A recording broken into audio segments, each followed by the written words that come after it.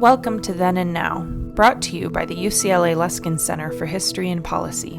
We are dedicated to studying change in order to make change, linking knowledge of the past to the quest for a better future.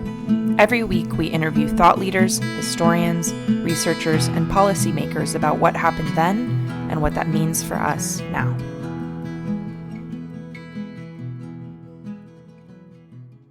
Welcome to Then and Now, a new podcast sponsored by the UCLA Center for History and Policy at UCLA, where we study change to make change. I'm David Myers. I teach in the UCLA Department of History and also direct the Luskin Center for History and Policy. And I'm pleased to welcome you to this episode of Then and Now. Our goal is to bring the past into conversation with the present, and our podcast reflects this aim by tracing the link between then and now. We're very pleased today to have as our guest Alex Villanueva, who in November 2018 defeated incumbent Jim McDonnell in a stunning upset to become the 33rd sheriff of the County of Los Angeles. As such, Sheriff Villanueva, who rose up through the ranks of the Sheriff's Department over a 30-year career, presides over one of the largest law enforcement agencies in the country, with some 18,000 personnel and a budget more than $3.5 billion. $3.5 billion. It's a huge and challenging job. And indeed, Sheriff Villanueva's first 18 months in office have been eventful, controversial, and marked by tensions with the County Board of Supervisors, which has been critical of a number of the sheriff's personnel decisions, as well as budgetary matters within the department. And these tensions reached a peak at the end of March when the Board of Supervisors decided to remove Sheriff Villanueva as head of the county's Emergency Operations Center. These tensions between the supervisors and the sheriff seem at once structural and personal, a tug of war between two centers of power with large personalities at play. These tensions are also historical. So we learned in the first episode of Then and Now, when former Supervisor Zev Yaroslavsky spoke about the history of relations between the Board of Supervisors and the Sheriff's Office. Someone in the Sheriff's Office heard the podcast and asked if the Sheriff could come on to offer his point of view, and we are really delighted to have you with us, Sheriff Villanueva. Welcome to the show. Oh, thank you, David. I appreciate the opportunity. Great. So as you know, we're devoted to studying the past, and the good news is you are a student of the past. You're a student of history. So I promise we will get to the present, but I'd like to take a step back and gain some historical perspective on where we are today and learn a little bit more about you in the process. So first, I read that you especially appreciate historical figures who prevail against long odds. Can you give us an example of such a figure who has inspired you? Actually, I'm going to go back to the Civil War and a major general by the name of Chamberlain. He was a Medal of Honor winner, one of the very first Congressional Medal of Honor winners. And in the Battle of Little Round Top, he was outnumbered by the Confederate Army, probably 8-1. The only thing he had going in his advantage, he had high ground. And you have to realize that he was a major general by default and through battlefield promotions, but he was an English teacher in New England. So he didn't come up through the traditional West Point Academy and all of that history behind him. He was just an English teacher, but he was a very skilled leader. And he had his, in the Battle of Little Round Top, if I recall, they were resting. They were in high ground on top of a hill, and they were surrounded, and the Confederate Army was marching on them, and they were advancing uphill towards their position. They were outnumbered, and he did what was known at the time as a wheel formation, and using high ground, he led the charge with his bayonet and spears, and they charged downhill towards a force that outnumbered him about 8-1. He was shot through and through with during the process, and there was bayonets, it was swords, it was close fighting, and the Confederate Army was so shocked by the attack and the decisiveness of the attack and the formation that they ended up being defeated, even though they were outnumbered. They outnumbered the Union soldiers 8-1. So this very humble English teacher went on to win the Medal of Honor in the process. And is this an historical figure with whom you identify personally in terms of your own career trajectory? In a sense, because I can identify the humble beginnings. And when you're faced in a position where you have to make decisions, you have to make very important decisions. And you have to, at some point, you have to take the fate of the organization on your shoulders and lead the charge. Well, that's where I can relate to his actions on that fateful day. Right. So I want to explore, if we can, another idea that emerged in my reading about you. I should say that you yourself are a most interesting figure. You're a sheriff's deputy who rose up through the ranks to become a lieutenant, but you also earned a master's degree and a doctorate in public administration from the University of Laverne. And I understand that in the course of your studies and reading, you came across and resonated with the work of the renowned Yale psychologist Irving Janis, who is famous for studying and diagnosing groupthink, which is a tendency toward conformism that can paralyze and skew decision-making in an organization. And I'm interested to know what role Janis's work on groupthink had in your own thinking and in your own career path. Well, his work was very fundamental because it, in illustrating the faults of groupthink and the belief that somehow there's invincibility within a group setting, there's infallibility, and then they also seek to censure dissenting points of view, and by censoring those dissenting points of view, they embrace what it was called the groupthink, but they embrace the idea that they can't be wrong.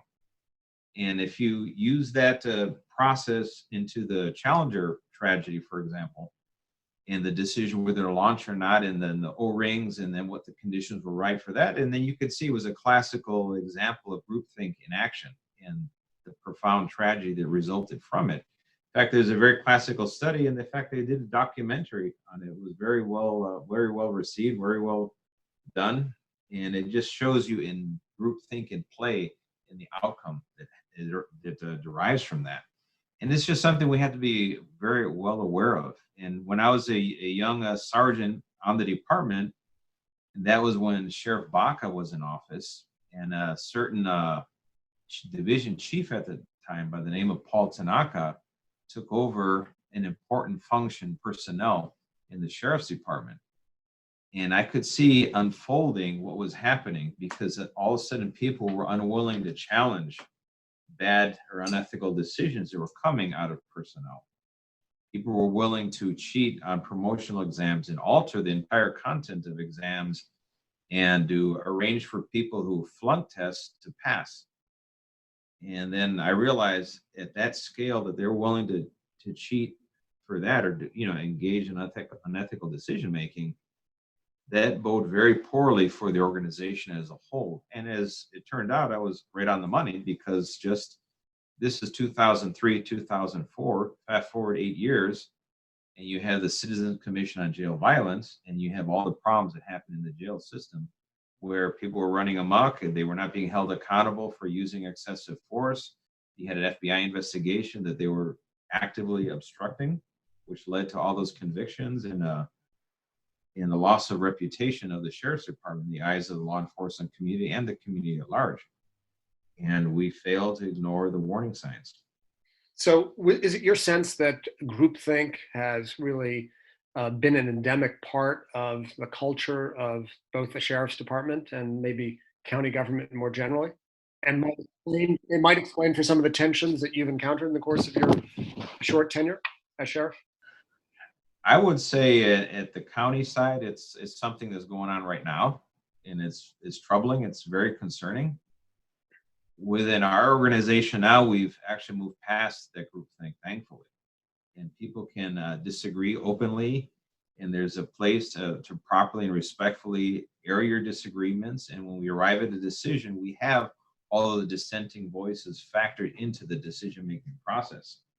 But if you go back to Janis himself, you have the issues of invulnerability, the rationale for decisions. They believe in their own morality of their decisions. They succumb to peer pressure, their self-censorship, and there's an illusion of unanimity, which is something very scary, because everybody believes they're right because everyone else agrees that they're right.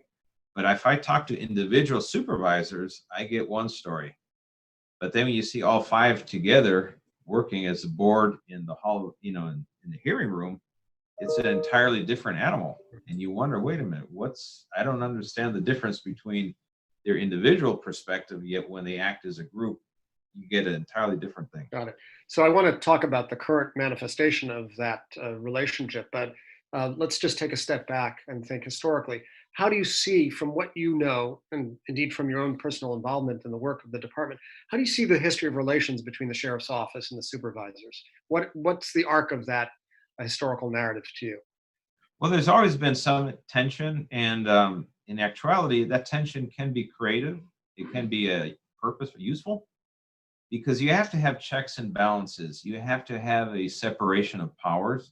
You can't have one entity have control over absolutely everything, because then we run into trouble. Because remember, the Board of Supervisors is both the executive branch and the legislative branch combined for county government. That should give you pause as a student of history when you have two branches that are melded into one. And the only thing opposite of that is a judicial branch. So almost de facto, by default, the sheriff is that one elected voice that can provide that dissent, can provide that opposing point of view, and have a basis of political power base that it can oppose, and rightfully so, the unethical decision making of the Board of Supervisors. Short of that, no one else will stand in the way, and that's what leads us into trouble. I suppose that is one way to see it. I mean, it is a kind of organizational curiosity that the supervisors are both executive and judiciary. But it seems to me there's also something unusual about the status of the sheriff, which is, as you know very well, the office is enshrined in the state constitution, which calls for an elective county sheriff. And to the outside observer, that seems unusual that a law enforcement operation, the head of law enforcement in a particular jurisdiction, has that autonomous status. The chief of police in Los Angeles does not have that same status. And I'm wondering how you see that degree of autonomy and actually how it works in terms of oversight of the sheriff's department, which in years past has been sorely lacking. Well, so I'm glad you bring that up, because the oversight that was lacking in the sheriff's department, and remember, under the administration of Sheriff Baca and Paul Tanaka, people within the organization, myself included, we went to the Board of Supervisors. We were begging for them to intervene, begging for them to hold Baca and Tanaka accountable. And they said there was nothing they could do, that it was not their business, and it's just the way it was. And there was a lot of effort devoted to lobbying the Board of Supervisors to intervene, to get the district attorney at the time to intervene. And everyone was busy looking the other way and saying, it's not my job. And it was only when the FBI, an outside federal entity, got involved that all of a sudden the ball started picking up steam, and the Citizens Commission on Jail Violence was formed.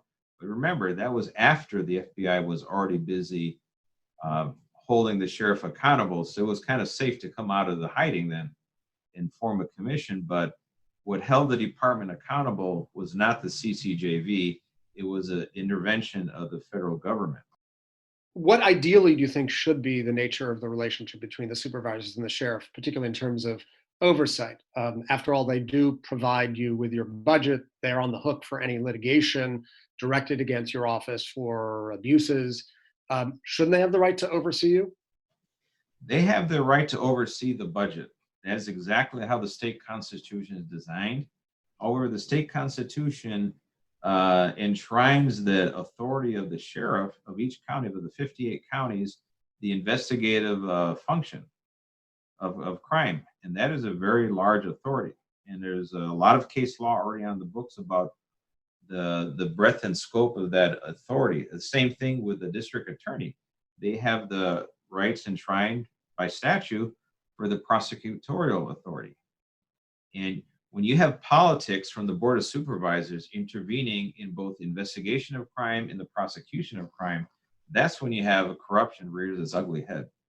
And that's when the powerful never held accountable for their misdeeds, because they can buy a politician. That's pretty easy these days, especially because you consider how much it takes to run for public office, campaign contributions, all these things. It's the political establishment is well protected by the Board of Supervisors. And you need to have an opposing point of view. You need to have someone that stands up for the little guy and the ones that don't have the power. And my election proved that works, because the board was dead set on just replacing Central Jail with another facility. They were going to move the female inmate population to Miraloma. And it was only because of my intervention that those programs were halted. They would have been harmful. And that's just an example of the benefit of having the independent elected sheriff. So whom do you think in an ideal world the sheriff should be or is accountable to? Is there and should there be civilian oversight of the sheriff's department? And who should perform that function? Well, the sheriff is accountable to the people. The question is, who is the Board of Supervisors accountable to? It always seems to be the focus on holding the sheriff accountable, that somehow law enforcement is bad, or there's that narrative out there that, oh my God, we have to hold them accountable somehow. But we are the most accountable, transparent, and if you go to let's go to biology, just by sheer survival, everything that we go through to survive as an organization, the checks and balances that are internal to our department, not a single other county department has all of the infrastructure that we have in terms of oversight. When we have the Civilian Oversight Commission, when you have the Office of Inspector General working in their proper function to provide that oversight, it is definitely welcome, but it's a collaborative venture. Right now, it's being used as a political tool just to beat up the sheriff's department to score points, political points. So they lose that validity, that legitimacy when they're used for political purposes only. And when they work hand in hand with us, and we more than happy, we're an open book. Hey, you can see what we did. Take a look for it yourself. You're going to come to the same conclusion. That's when we're working the right way. Right, but I suppose sometimes oversight works that way in collaborative fashion.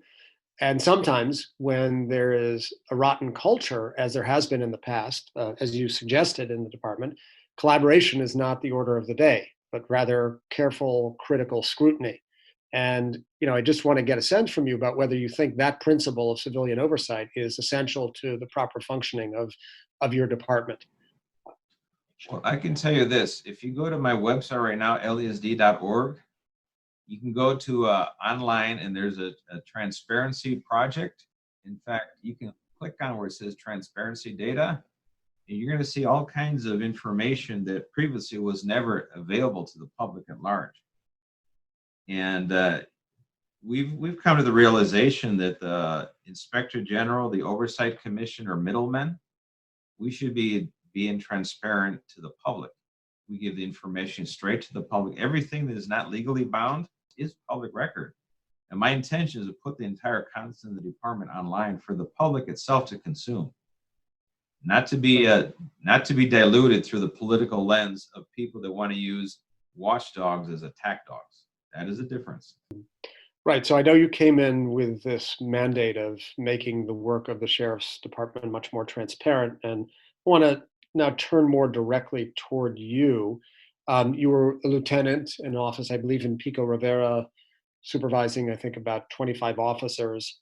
And then you had this idea, I want to be sheriff, which is a significantly larger job, supervising 10,000 sheriffs and 8,000 sheriff's deputies and 8,000 civilian employees and a multi-million-dollar budget. What were you thinking? Why did you want to become sheriff? Well, I had assisted Lee Baca when he ran for sheriff in 1998. I knew that the Sherman Block administration had lost their way and there needed to be change. But at the time, obviously, hindsight's 2020. We didn't foresee what was going to happen with Paul Tanaka, and I assisted another gentleman to challenge Baca. That was back in 2006. It was a commander at the time, Brie Leva. And I also assisted another gentleman named Bob Olmsted back in 2014. So I had 3 different people that I helped to become sheriff. So being a student of law enforcement, a student of leadership my entire life, being a commissioned officer in the National, I have a very keen idea what good leadership is, and the scale is different. However, the principles are the same. Leading a small unit at 20 people versus leading an organization of 18,000 people, you have to do the exact same thing. You have to, one, focus on accomplishing your mission, your reason of existing, and you have to take care of your people. Under Sheriff Jim McDonald, he was failing on both counts. Crime was rising steadily. The department was shrinking. Morale was in rock bottom. And we were losing more people than we were recruiting because people lost faith in his ability to lead the department. So that's when leadership is. You step up to the plate and say, I can get the job done. And we have done that. In 16 months, I have crime at historical lows. I have recruitment at historical highs. And we are turning the department around in every single way. And every single thing we're doing, we're being as transparent as we possibly can be. And we're setting a new standard. This COVID-19 crisis, prime example of that. We knew early on in February there was going to be a big problem. So we gathered together with our staff from custody division. We figured we had to decompress the jail population, and we had to get it down to a point where it was defensible space that could be created so we could successfully isolate, quarantine, and treat those who could test positive. And we did it at a scale that no one in the entire nation has ever done or even contemplated doing. And we did it safely. And today we have 21 inmates that have tested positive. We have 1,700 and change that are in quarantine as we speak. And that's out of a population over 12,000 inmates. These are leadership things. These were taught early on. When I was an instructor of emergency management during my tenure as a sergeant on the department, we learned a lot of important lessons, and I taught them to the executive staff of the department at the time. Your solutions have to be equal to or greater than the size of the problem. And that is the current problem with the Office of Emergency Management and the county emergency system, the infrastructure as we speak. Well, there seems to be something of a disconnect between the story you just told about your achievements and successes so far, and certainly the way it's perceived by the supervisors and even, I'd say, in the broader public. And I wonder if you would reflect on that by considering that you came as a disruptor. You came to disrupt the system.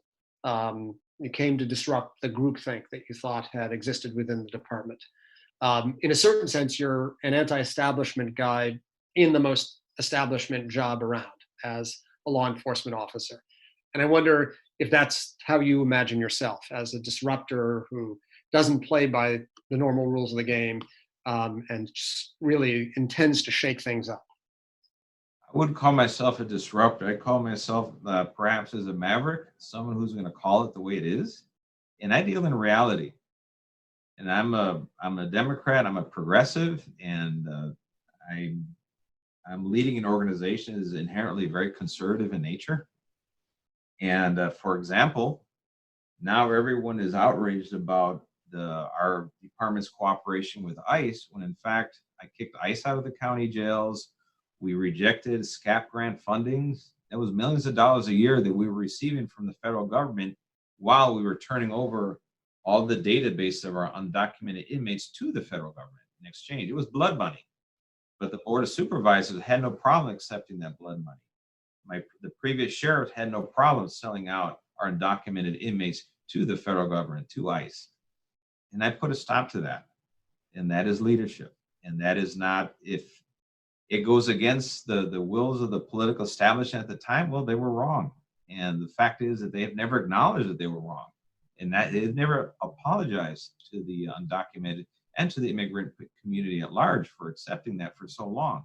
It was years after years of millions of dollars they were accepting while they were selling out these people. Didn't hear a word about that. Political establishment is very good at controlling the message, but the problem is they can't control the facts. They can't control reality, but they can sell you that.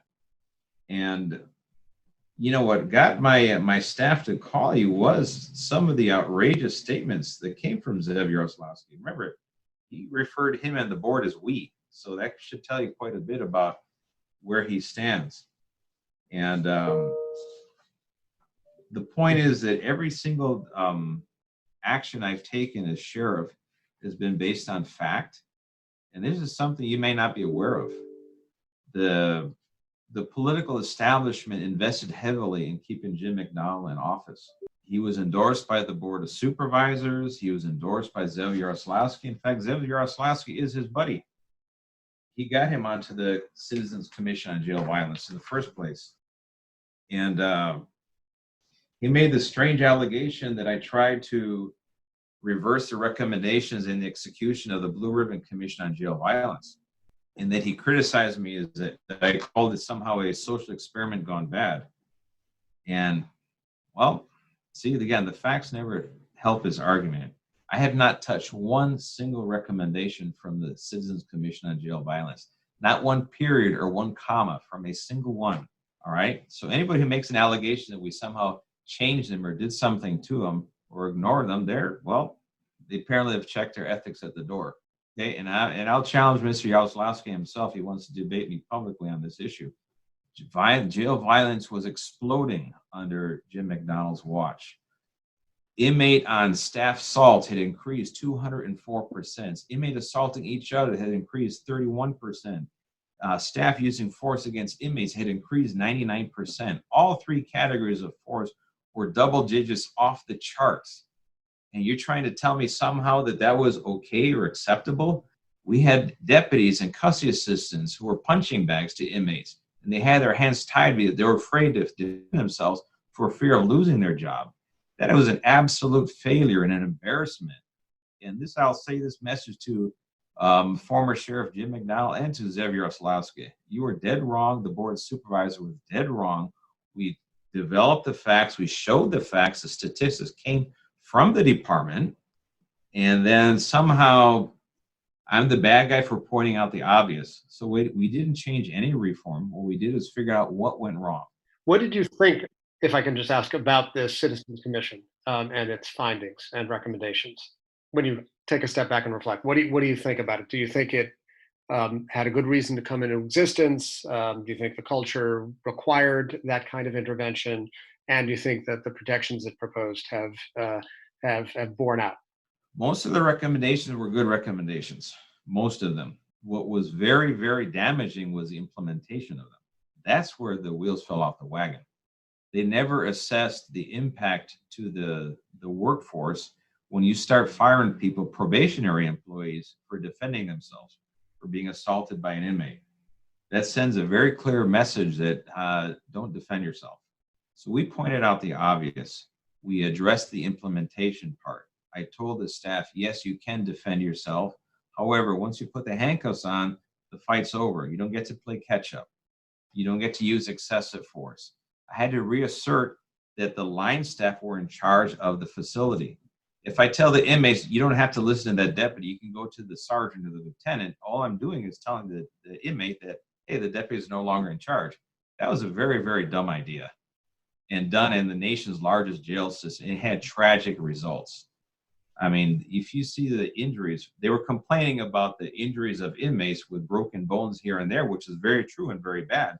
But we couldn't substitute that with the broken bones of our staff. Right. And I guess that's part of the crux of the matter, maybe part of the gap between what you are describing as your achievements and successes and public perceptions. Because for much of the public, it seems like the focus on protecting your personnel, your deputies, dilutes and maybe even inverts the actual problem, which is to say the problem is not that deputies are dealt with too harshly, but the deputies treat suspects and the incarcerated too harshly. And that, in fact, over time, there had been a culture of impunity and abuse in the sheriff's office. Yeah, well, you're familiar with the Hawthorne effect, right? Mm-hmm. In observational bias, people tend to react if they're under observation. They change their behavior. As early as 2010, 2011, there was a commanders management task force, 4 commanders who were devoted to bringing down use of force in the jail. And this is way before the Commission on Jail Violence, way before Sheriff Jim McDonnell took office. And I was part of these, I was a new lieutenant in 2011, and I was working in the jail system. And we worked hard to bring those numbers down starting in 2011, not 2014, 2015, no, back in 2011, before the commission even finished their investigation and brought out their series of recommendations. And year after year, we were bringing down violence in large numbers, 50%, 60%. And we got it down to the point where it was a rarity, not a normalcy. So my first year in office, in spite of all the hue and cry of, oh my God, I'm undoing reforms, we brought down inmates using violence against staff came down 12%, I believe, no, 15%.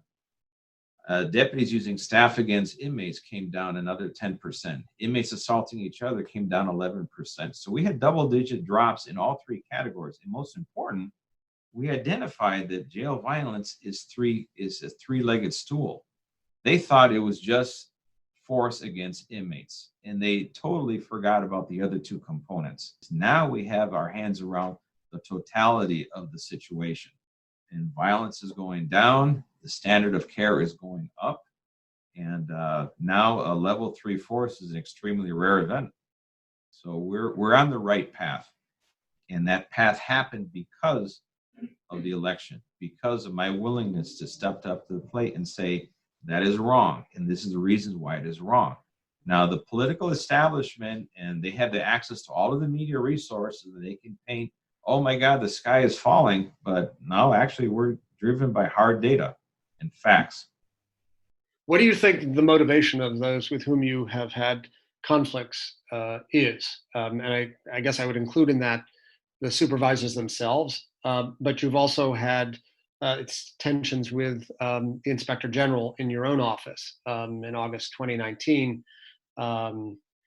there was a report issued by the Inspector General that you blocked access to information, and then shortly thereafter, the Sheriff's Department launched a criminal investigation against the Inspector General.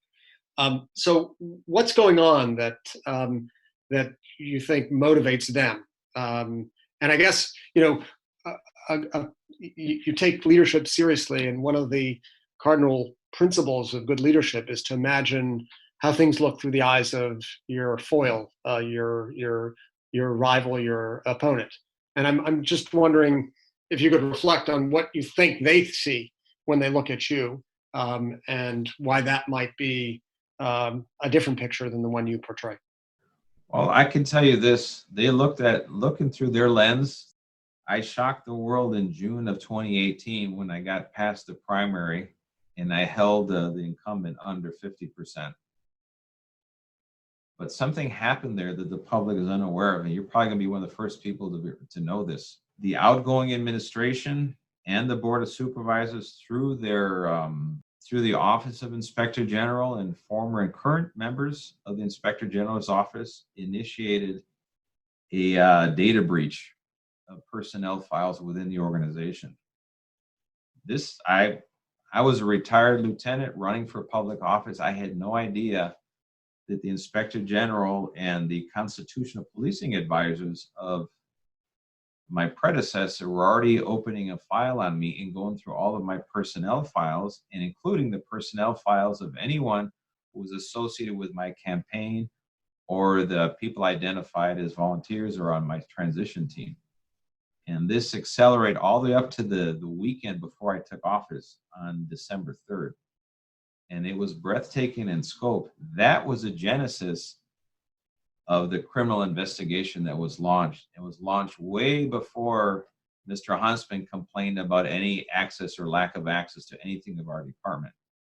And we were doing our job, doing an inquiry to see exactly what was the size of this problem and what potential laws have been violated in the process. But we were targeted to be defeated during the campaign using illegally obtained database. And once I took office, the Board of Supervisors had no intention of allowing me to perform my functions unfettered from their criticism. They had a very detailed plan to harm me publicly, harm my reputation. Which Board of Supervisors in their right mind would sue a new sheriff 2 months into office? without exhausting every other administrative remedy and get to that point, to work collaboratively, to resolve differences, to understand the facts. I'll fast forward to the debacle today with emergency management, and it came very crystal clear. They have no intention of, one, me succeeding as sheriff, and their goal since the very start has been to make me a one-term sheriff. That is their express goal. Every single action they have taken is designed to harm my reputation and to question my legitimacy as sheriff. Sounds almost like a conspiracy. Do you see it as that? I mean, when you talk about the data breach, you suggest a degree of intentionality to thwart your path. Oh, it is very intentional. I used to harbor the illusion that perhaps maybe it's just some misunderstandings, but event after event, they go out of their way to engage in offensive actions to harm. And I can go event after event with the OIG or the COC, but I won't bore you with those details. But take the lawsuit as one. Go to October and November with the budget issue, and they made this big public display of, oh my God, the sheriff is mismanaging his budget and he's overspent his monies and so forth. We improved the budget of the department to the tune of $40 million from my predecessor's budget forecast. We were in better shape, yet when he owed $101 million, it was not a problem. They just swept it under the rug. No public comment, nothing at all. Fast forward a year to October of 2019 in November, they made a big dog and pony show, and they publicly released slides in their presentation that were fake, that showed that somehow in November of 2018, the sheriff's department's balance was at zero, that we were not over budget, and that was physically, mathematically impossible. And I realized, wow, these people like to play dirty, and that's scary. Then you go to the Woolsey fire. You look at the Woolsey fire report, there's not a single mention of the role of the sheriff or what the sheriff did or failed to do in the report. But somehow they draw the conclusion, yeah, we got to replace the sheriff with the CEO. You can read through the entire report. You won't come up with that piece of information. I challenge you, read it cover to cover and come up with that idea. You won't, because it's not there. And the sheriff who was in charge at the time was the other guy, wasn't me. There's a reason for what they do, and everything is designed to destabilize, to harm the reputation of the sheriff's department in the eyes of the public. And we have plenty of documented evidence of that. When they removed the sheriff as a director of emergency operations, they also removed all of the knowledge and the independent or a separation of powers, the checks and balances with county government. Now you have the CEO as a director of emergency operations, but the CEO is in crisis mode with the lack of funding of county government as a whole. So now she has to have her entire time devoted to figuring out what happens with county government. So who's running the show with emergency management? And then they're going to say, oh, it's a health crisis. It's going to be a Department of Public Health or Department of Health Services. Still, it is far bigger than that now. You have how many millions of people now have food insecurity? Heck, you had that problem before the pandemic started. Now you lost, 1.3 million people have lost their job in LA County. You have food banks running out of food. You have distribution lines are running out of food. You have meat production facilities. They're now being shut down because of the pandemic. You have a large-scale problem on your hand a humanitarian problem that could eclipse the size of the health problem. But that's when they decided that they didn't have to follow the incident command system, that this is going to be an island, a silo, that it's a health problem, and everybody else is just going to react to what the health folks do. It doesn't work that way. Incident command system encompasses everybody in a unified command. In an operational section, it has all the leaders of each major section that is a player in the process. It's a collaborative effort, and that's what's happening right now. Right. So in terms of collaboration, I mean, I've listened carefully to what you said and understand the importance of collaboration, and also understand your perspective that there's been this kind of conspiracy really against you. And I wonder, one of the hallmarks of good leadership is the ability to look in oneself and see if one might have done things differently. And I wonder, if you've had such moments, and you've been certainly encouraged to do so by all of the attention focused on your decision to attempt to reinstate your associate, former Deputy Karen Carl Mandayan. And I wonder if, you can reflect on things that you might have done differently. For example, was that a mistake? Certainly the optics of it seemed to send the wrong message at the time you first came into office. I wonder how you reflect on what part in this fraught relationship with the supervisors you play.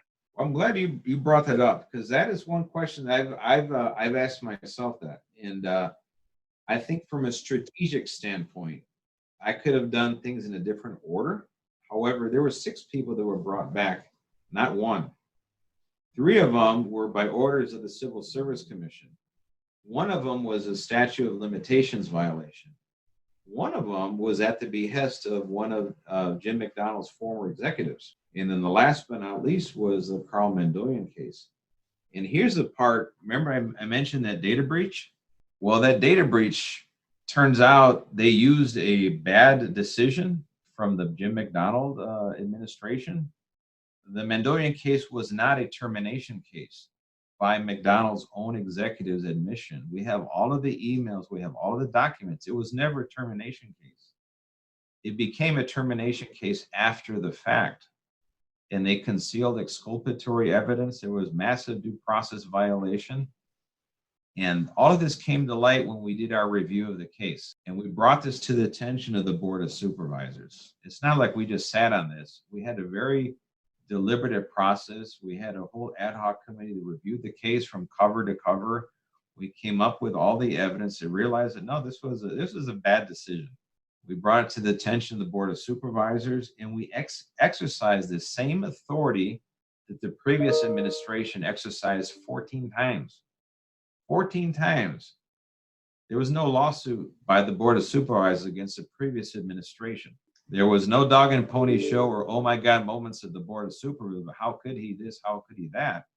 But the point is, they burned an innocent man at the stake, and they want to somehow accept that. We just want to pave it over and let's move on, because it's too troubling to reconcile and admit that the person was innocent all along. And we have the facts to show it. And now we prepared a report very carefully.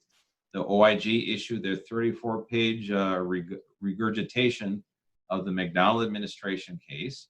We went and looked at all of the source documents from the very beginning. We covered all the evidence that they ignored, and we presented it, and it's now accessible to the public on our website, so they can read for it themselves. But you can see that was one of 6 cases. And I kicked myself for not recognizing what was lying in wait for me by innocently saying, okay, we're just going to correct the record and do the right thing. Right. Though in the back and forth between the 2 accounts, the impression was formed in the public eye that you were protecting your buddies and indifferent to things like domestic violence. That was actually quite the opposite. In fact, any public official or any member of the Board of Supervisors who would even float the idea that we don't take domestic violence seriously, in of itself, is someone who doesn't take domestic violence seriously, because you're trying to convince the public, I guess, not to report domestic violence to the sheriff's department because they don't take domestic violence seriously. That is a message that was sent out. And that's what the public at large was consuming. The press conference I had yesterday, I referenced our concern about domestic violence. In fact, we have 3 groups that we're concerned about. We're concerned about SCARS reporting, child abuse, because we don't have our mandated reporters seeing kids on a daily basis. They're all at home now. We have issues of elderly abuse. Now we don't have family visiting folks in the retirement homes to have eyes on them to see how they're being cared for. And then we have an uptick in domestic violence, 8.3% increase in domestic violence reporting. And we arrest and we enforce domestic violence by the thousands every year. But you can't take a bad case that was never filed. There was no evidence of domestic violence. In fact, it was cooked and altered. You can't use that as an excuse to try to fire someone, then retroactively justify it by claiming, oh, this is all about domestic violence, so don't worry about the details. No, facts matter in everything we do. And it's a disservice to every real victim of domestic violence if we violate due process, because that means people that are guilty also get free. Right. Public impressions also matter. And, as I think of your tenure, your very eventful tenure, there are a couple of narrative threads that we can identify. One is that you're fighting an uphill battle against a recalcitrant establishment. Another is that you pick a fight at every turn and you basically protect your friends in the department. A third is that you've not done a good job of explaining yourself well enough. And I'm wondering, where does the truth lie? A little bit of each? Number one was you're fighting an uphill battle against a recalcitrant establishment. It's true. I'm fighting that uphill battle. I'm playing 5-on-1 basketball, but then I realized that it doesn't matter really. What matters is what the public thinks. What matters is how the department serves the community. And keeping my eye on the ball, we're right now, as I indicated, we have record low crime rates, record high hiring rates, and we're addressing all the problems of the past. We have a policy now in place for the bans of formation of deputy subgroups as something that all previous sheriffs refused to touch. We're doing a lot of different things. Change is hard, and that's for sure. And the political establishment is always resistant to change, particularly when they've had a hand in shaping the status quo. And on your, what was your second point? The second was that you have gotten into conflict. You're picking fights at every turn and you're protecting your buddies. And the third is that you haven't explained yourself well enough. Well, I've terminated 35 employees in my first year in office. And every single one, we've added a layer of review. In the past, the sheriff didn't review them personally. I review the case personally myself after it goes through the executives, after it goes through the internal affairs process and the division chiefs. Then it goes to the executives. So I'm the last signature on a termination case. And I want to make sure all the I's are dotted, all the T's are crossed. And I've done it 35 times already, terminating people for lying, for perjury, for domestic violence, for drug use, for a bevy of different things, and false documents. And so if someone says that I'm protecting my buddies, how do I do that by firing 35 people? It doesn't equate. But the political establishment is easy to say, oh my God, he's covering for his buddies. No, we're not going to cover anybody. And your third point was? Oh, you haven't explained yourself well enough. That you have a public relations problem. You're in the pages of the LA Times every week, usually around a crisis point of tension. How's your PR been? I'm glad you bring up the LA Times, because we did a meta-analysis of the LA Times coverage of the Sheriff's Department. In 4 years of the Jim McDonald administration, they did 46 articles referencing the Sheriff's Department, and 34 were classified as negative coverage. My first year in office, 2019, they did 64 articles, of which 93 were classified as negative. 93%, are you saying? 93%. We'd give them information that we know was newsworthy, and we give it to the media. The television media would report it. Other publications would report it. LA Times wouldn't even touch it. And it's kind of almost comical. So I don't use the Times as any measure of what I'm doing right or wrong, or even truthful reporting. They have a very biased agenda, unfortunately. And we can deliver the facts right up their nose, and they will just refuse because it doesn't conform to what they believe. So as we move towards conclusion, I want to ask you two questions that return us to the sphere of history. The first is, how do you see your own role historically within the institution that you now lead and within county government in general? Well, here's something that the Board of Supervisors, in their zeal to try to basically kill me politically, they failed to realize. As a progressive, as a Democrat, in fact, the first Democrat sitting as sheriff in 138 years, someone like me doesn't come by very often. And the fact that I understand the role of a deputy, because I have walked more than a mile in the shoes of a deputy in every position, in custody and patrol and specialized assignments. I know how they think, why they do, what motivates them to do their job. And I also know what the community expects in terms of law enforcement, what the community wants in terms of transparency and just basic public service, public safety. We're the most understaffed and least policed agency in the entire nation. And in that environment where we're so understaffed, the least thing we should be doing is beating up local law enforcement because we're adhering to some agenda that's on the far left.